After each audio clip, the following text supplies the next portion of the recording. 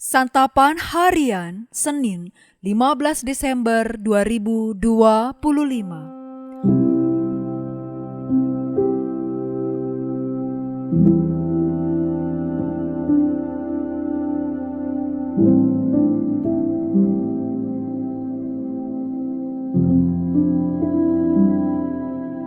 Inilah program Santapan Harian, sebuah program yang mengajak Anda menelusuri isi Alkitab, agar Anda menemukan makna firman Tuhan sesuai dengan konteksnya.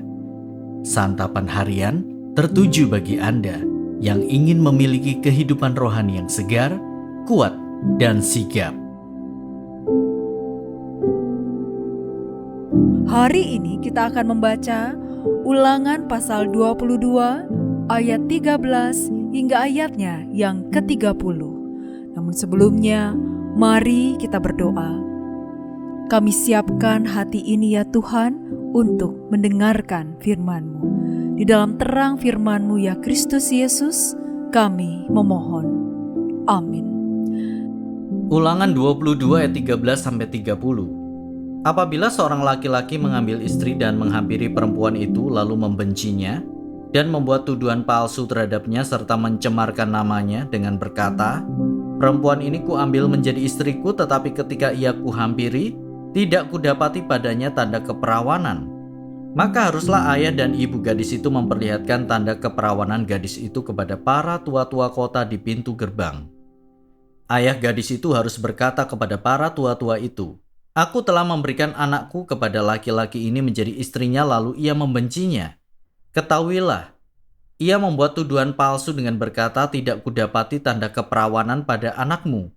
Tetapi inilah tanda keperawanan anakku." Lalu mereka harus membentangkan kain itu di depan para tua-tua kota.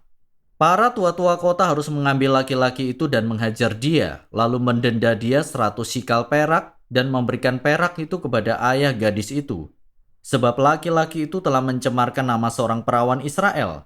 Perempuan itu harus tetap menjadi istrinya. Selama hidupnya laki-laki itu tidak boleh menceraikannya. Tetapi jika tuduhan itu benar dan tidak didapati tanda keperawanan gadis itu, maka gadis itu harus dibawa keluar ke depan pintu rumah ayahnya. Laki-laki sekotanya harus melempari dia dengan batu sampai mati, sebab dia telah menodai orang Israel dengan melakukan percabulan di rumah ayahnya. Demikianlah harus kau hapuskan yang jahat itu dari tengah-tengahmu. Apabila seorang laki-laki kedapatan tidur dengan perempuan yang bersuami, maka keduanya harus mati. Baik laki-laki yang tidur dengan perempuan itu maupun perempuan itu, demikianlah harus kau hapuskan yang jahat itu dari Israel. Apabila ada seorang gadis yang masih perawan dan sudah bertunangan, lalu seorang laki-laki bertemu dengan dia di kota dan tidur dengan dia, maka haruslah keduanya kamu bawa keluar ke pintu gerbang kota. Kamu harus melempari mereka dengan batu sampai mati. Gadis itu karena walaupun di kota ia tidak berteriak minta tolong. Dan laki-laki itu karena ia menodai istri sesamanya. Demikianlah harus kau hapuskan yang jahat itu dari tengah-tengahmu. Tetapi jika seorang laki-laki bertemu dengan gadis yang bertunangan itu di padang lalu memaksa gadis itu tidur dengan dia, maka hanya laki-laki yang tidur dengan gadis itu yang harus mati. Gadis itu janganlah kau apa-apakan. Ia tidak melakukan dosa yang sepadan dengan hukuman mati. Sesungguhnya perkara ini sama seperti perkara seseorang yang menyerang sesama manusia dan membunuhnya. Sebab laki-laki itu bertemu dengan dia di padang. Walaupun gadis yang bertunangan itu berteriak minta tolong, tetapi tidak ada yang menolongnya.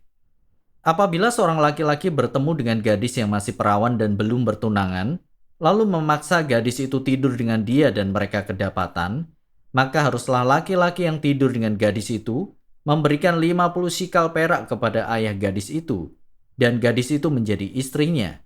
Sebab laki-laki itu telah bersetubuh dengan dia. Selama hidupnya laki-laki itu tidak boleh menceraikannya. Seorang laki-laki tidak boleh mengambil istri ayahnya ataupun menyingkapkan ujung kain ayahnya.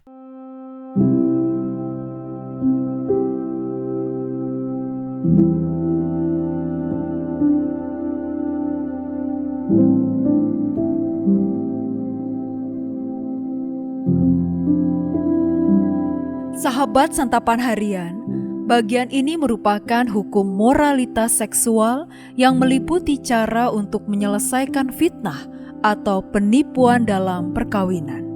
Hukum bagi pelaku zina, hukum tentang pemerkosaan, dan hukum tentang pernikahan inses.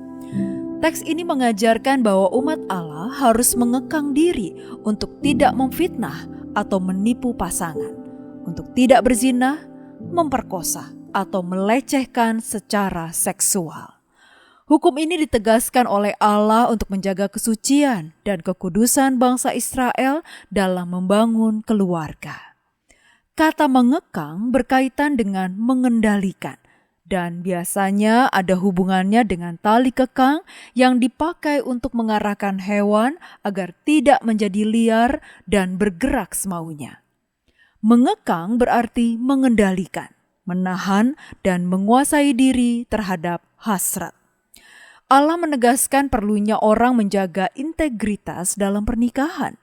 Seorang laki-laki yang salah menuduh istrinya akan didenda dan menanggung hukuman publik, serta tidak boleh menceraikan istrinya. Hukum ini menjunjung kebenaran dan melindungi kaum perempuan dari fitnah. Laki-laki yang berzina dengan seorang perempuan yang sudah menikah, keduanya sama-sama mendapatkan hukuman mati. Ayat-ayat hari ini merefleksikan perhatian terhadap keadilan, kemurnian, dan perlindungan terhadap orang yang lemah, terutama kaum perempuan. Selain itu, terdapat penekanan terhadap tanggung jawab komunal dalam menjunjung prinsip-prinsip moral. Tanpa prinsip yang kuat untuk mengekang hawa nafsu, kita akan menjadi orang yang gampang terperosok ke dalam jurang dosa.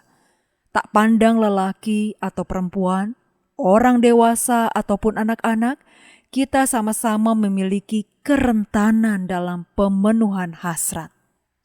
Allah menghendaki agar orang percaya mampu menjadi pribadi yang bertekad menjaga kehormatan diri, keluarga, dan persekutuan. Marilah kita memohon kekuatan dan bimbingan Roh Kudus, serta terus berjuang tanpa lelah untuk mengekang hawa nafsu. Hal ini membuat kita mampu menang atas godaan yang ada.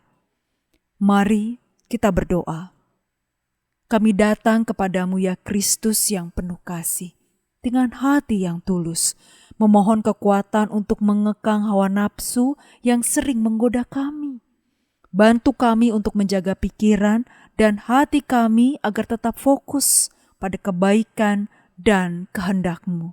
Dalam kasih-Mu Yesus, kami memohon. Amin.